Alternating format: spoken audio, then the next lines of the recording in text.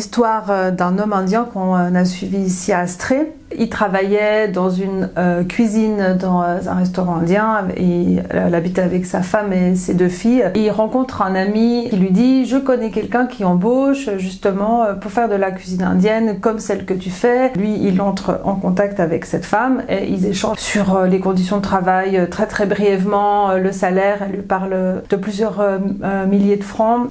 Et puis elle lui dit qu'elle s'occuperait de toutes les formalités quand il sera en Suisse par rapport à son permis et qu'il pourrait ensuite faire venir sa femme et ses enfants dans les 2 ans qui suivent. Il doit s'organiser de son côté pour venir jusqu'en Suisse. Il se rend compte que ce trajet doit être fait avec une des membres justement de la famille de cette employeuse en Suisse. Quand il arrive en Suisse, on lui montre la chambre où il va pouvoir loger et puis c'est dans le même immeuble que là où il va travailler. Il va devoir travailler de 9h à 15h30 et ensuite de 18h jusqu'à minuit, cela 6 jours par semaine. Ça lui arrive de faire des semaines de 7 jours à peu près 14 heures de travail par jour.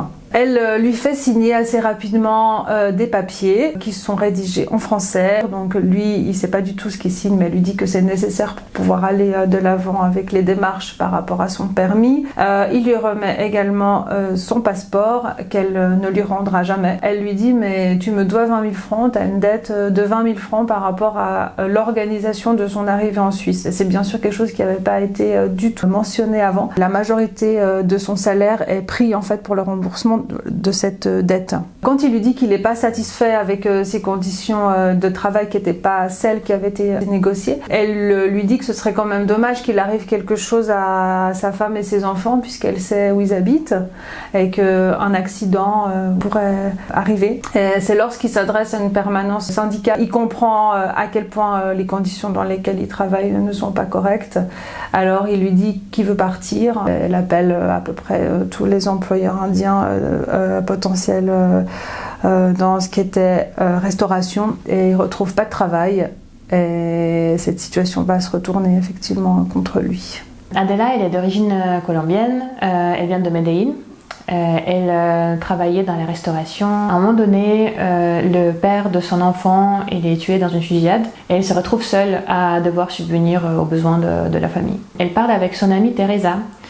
Teresa qui a le projet de partir en Europe, travailler dans le travail du sexe. Teresa a été mise en contact avec les personnes qui lui ont promis de organiser les voyages jusqu'en Europe. Adela, elle se dit que peut-être ça peut être aussi une option pour elle de faire ça pendant 3 mois et puis voir après trouver un autre travail.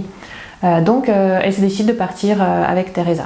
Toutes les 2, elles arrivent à Madrid, elles commencent à travailler et au bout de 3 mois, en fait, elles se retrouvent sans travail. C'est là que Adela elle prend contact avec une autre amie. Cette amie lui dit que en fait, elle peut aussi organiser son voyage, son déplacement de Madrid pour venir travailler en Suisse, qu'on gagne mieux en Suisse et que d'ailleurs avec son conjoint, ils sont en train de mettre en place quelque chose pour que des personnes puissent venir travailler aussi dans le travail du sexe. Adela et Teresa, ils acceptent cette proposition.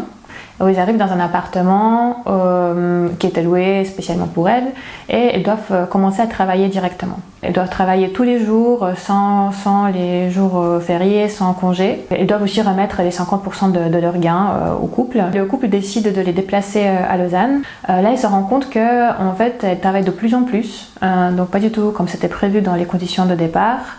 Et qu'elles commencent aussi à avoir des clients qui leur demandent des prestations qu'ils ne sont pas vraiment d'accord d'effectuer.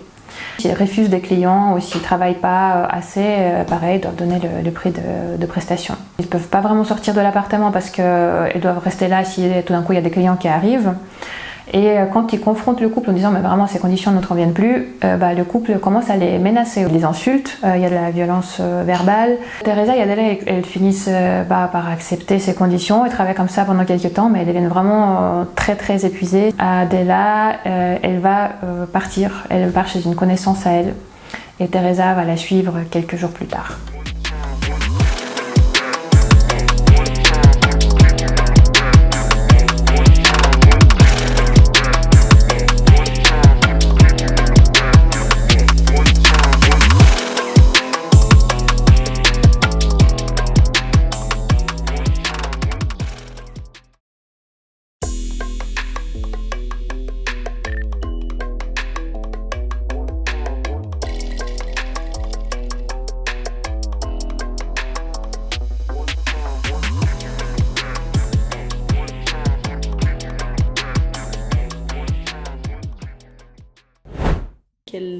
Quelles étaient tes premières impressions du foyer?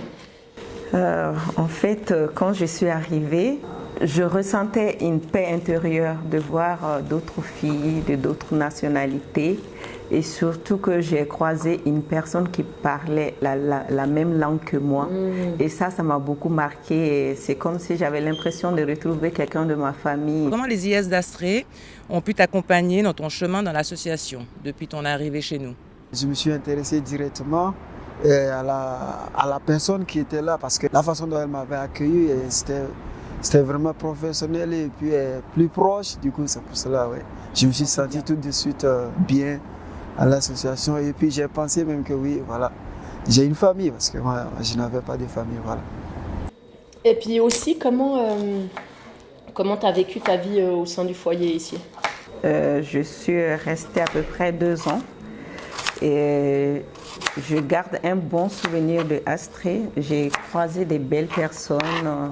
Je me suis sentie beaucoup écoutée, beaucoup soutenue et puis j'ai eu de nouveaux espoirs à la vie. Est-ce que tu peux nous dire un petit peu qu'est-ce qui t'a été proposé par rapport à l'accompagnement que Astrée pouvait t'offrir? Premièrement, c'était pour ma santé physique et psychologique, pour pouvoir être stable mentalement, pour ne pas avoir de craintes.